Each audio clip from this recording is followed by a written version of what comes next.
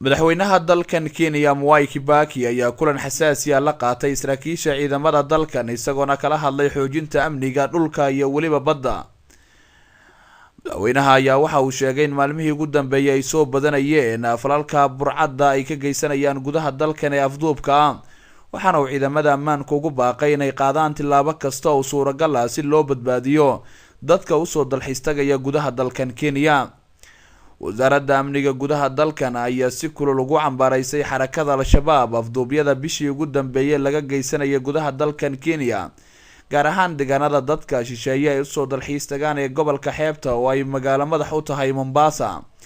wasiirka amniga gudaha dalkan Kenya Professor George Saitoti ayaa sheegay in dowladda Kenya ay si aad ah ugu cambaareynayso xarakada al-shabaab afduubyadii dhawaan laga geystay magaalada Lamu oo laga qafaashay Maria Dedu oo ah haweeney u dhalatay dalka Faransiiska. wasiirka amniga dalkan ayaa qiray inay soconayaan dadaalo lagu doonayo in lagu soo badbaadiyo lahaystayaasha u kala dhashay wadamada Ingiriiska iyo Faransiiska.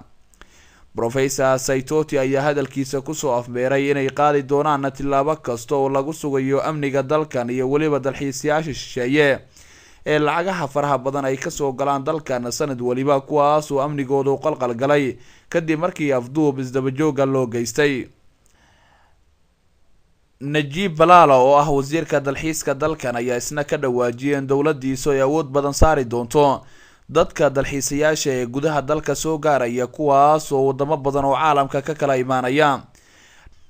dhanka kale, taliyaha booliiska dalkan Methua Itere ayaa isna ka hadlay afduubyada laga geysanayo deegaano ka tirsan Kenya, isagoona dhankiisa sheegay in la qaadi doono tilaabo kasta oo lagu ilaalinayo dowladnimada Kenya. taliyaha ayaa amar ku bixiyay in ilaalo xoogan laga bilaabo xeebaha dalka Kenya ay la wadaagaan Soomaaliya si looga hortago afduubyo kale oo laga geysto gudaha dalkan Kenya.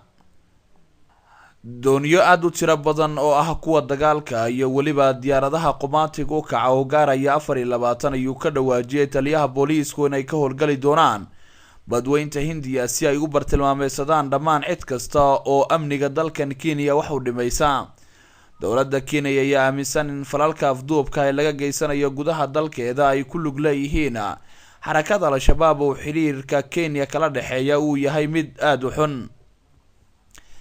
saraakiil ka tirsan dowladda Kenya ayaa kulan ballaaran kula qaatay magaalada Nairobi madax ka kala socotay qaar ka tirsan wadamada reer galbeedka oo ay ka mid yihiin Mareykanka, Ingiriiska iyo Faransiiska, waxaana ay ka wada hadleen suuragalnimada in la badbaadiyo dadka ajaanibta ee dalalkaasi ka socda ee soo gaaraya gudaha dalka. dowladahaasi ayaa dhawaan muwaadiniintooda ugu baaqay inaanay u soo socdaalin gudaha dalkan Kenya maadaama khatar badan ay kaga imaan karayso.